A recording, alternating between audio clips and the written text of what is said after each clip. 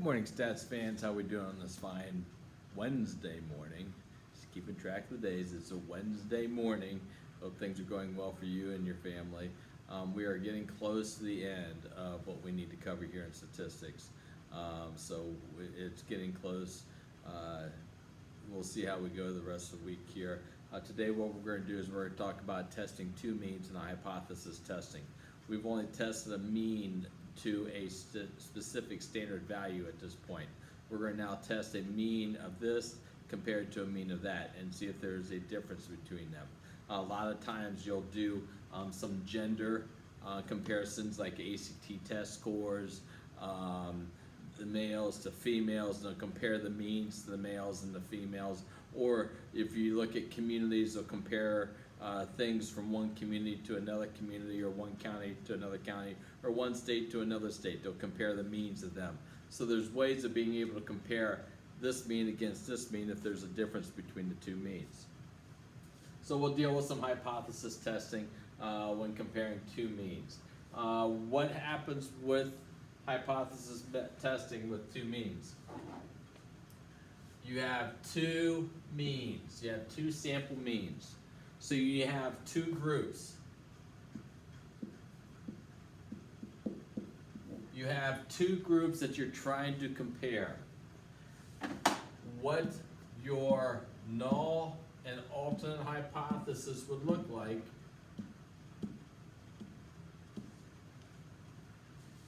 will be the population means will equal or not equal. Once again, equality still goes with the null hypothesis. You'll have the null hypothesis of one is less than the other, or the null hypothesis of one is greater than the other. These are your three options for your alternate and null hypothesis. It will be one of these three. Okay, so you're comparing, once again, two groups, and these subscripts will give us the mean for the two groups.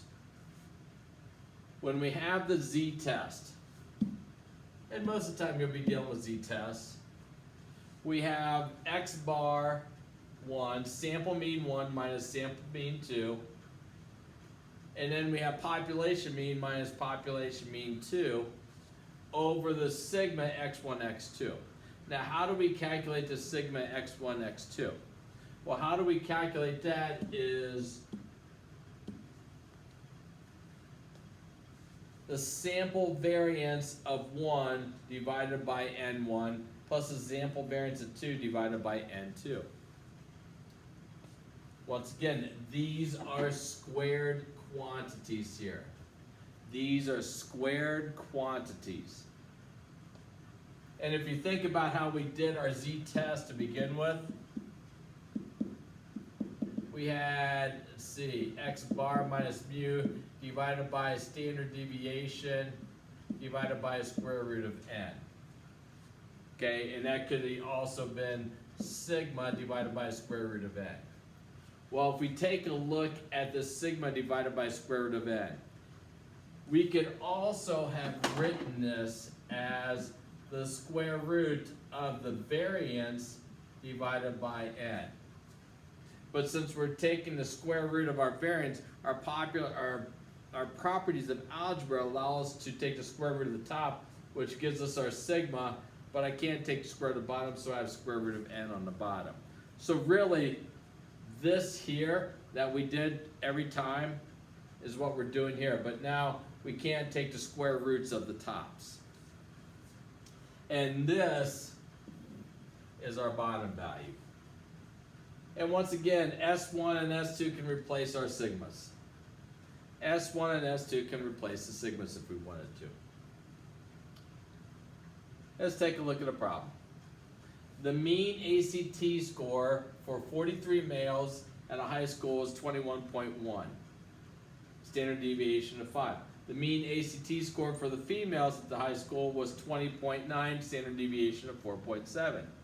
At an alpha value of 0.01, can you reject the claim that male and females have equal ACT score? Are they equal or not equal? So we have the null hypothesis, mu1 is equal to mu2, and the alternate hypothesis, would be mu1 is not equal to mu2.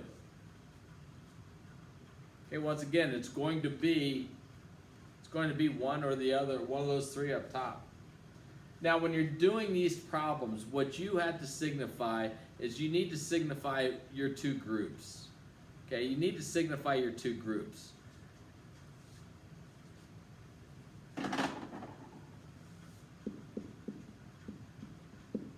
Group 1. And what I tend to do is I don't try to do, try to make one better than the other, two's better than the other. I just look at what comes first in the problem. What comes first in the problem is males. Their mean is equal to 21.1. We have, I'm going to put a 1 there, and 1 is equal to 43. And the standard deviation of 1 comes down to a value of 5.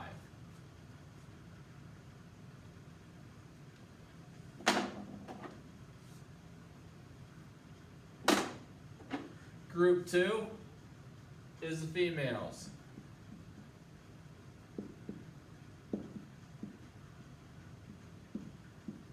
Once again, signify what your groups are. Our X bar 2 comes down to 20.9.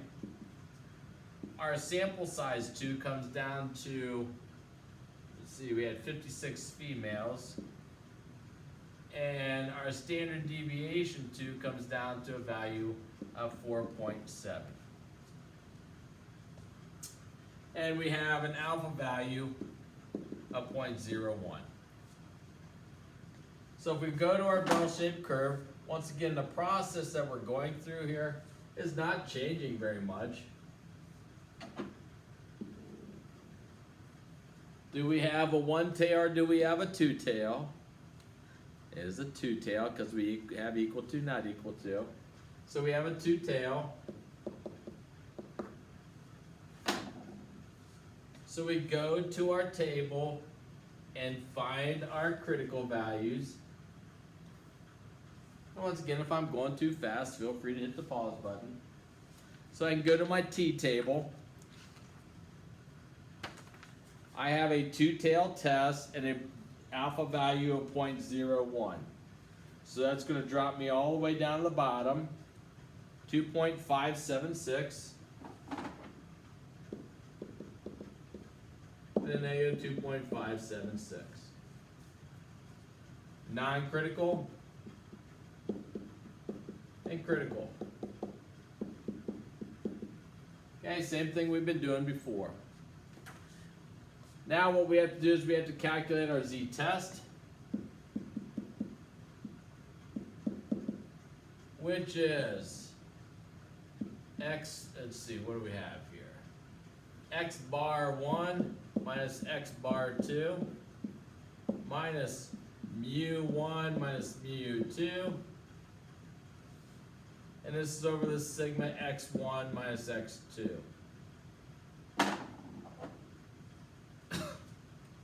Now if we take a look at this top here, this second part, this mu1 minus mu2, for our purposes right now. Now when you get into other statistics and you get to upper level statistics, this won't occur. But for stats 1, this is always going to occur. In our null hypothesis, we are assuming that we have some equality. So these two values are assumed to be equal. If they're assumed to be equal, if I subtract two things that are equal, this comes down to a value of 0. This bottom here is calculated by the square root of S1 squared divided by N1 plus S2 squared divided by N2. And this is typically the value I'm going to calculate first. So we have square root.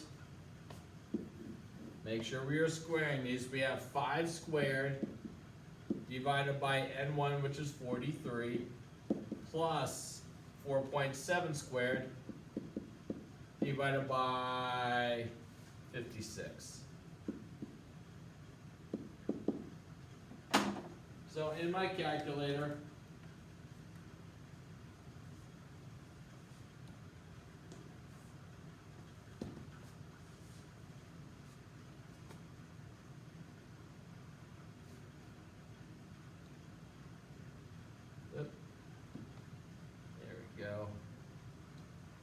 we have 5 squared, I'm going to quit out of that, 5 squared divided by 43 plus 4.7 squared divided by 56. And we have to take the square root of that, so I'm going to take the square root of my answer. And I get 0.9878. Okay, so this value here is 0.9878. But what I'm going to do is I'm going to hold that into my calculator. To find my test,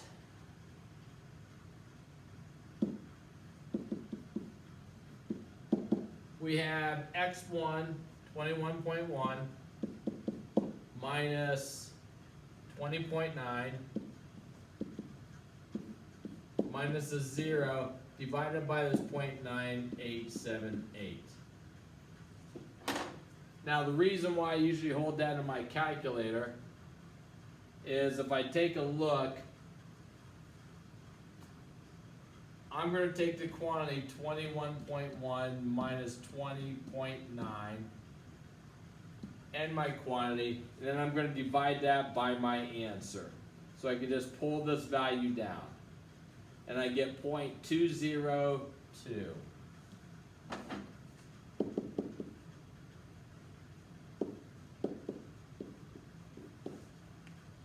Which if I look, here's my 0, I am somewhere around there. And as we would guess and probably speculate, there is statistically no significance and no difference between males and females as taking the ACT score. And that's what we would guess. So we fail to reject. The null hypothesis of equal ACT means for male and female. So we failed to reject that. Once again, this is a testing of 2 hypothesis, or testing of 2 means. I'm comparing this mean to this mean here. Okay, I have now posted a worksheet also. It gives you a little bit more additional practice with respect to this. It's nothing too much different. The most complicated thing is probably dealing with this right here.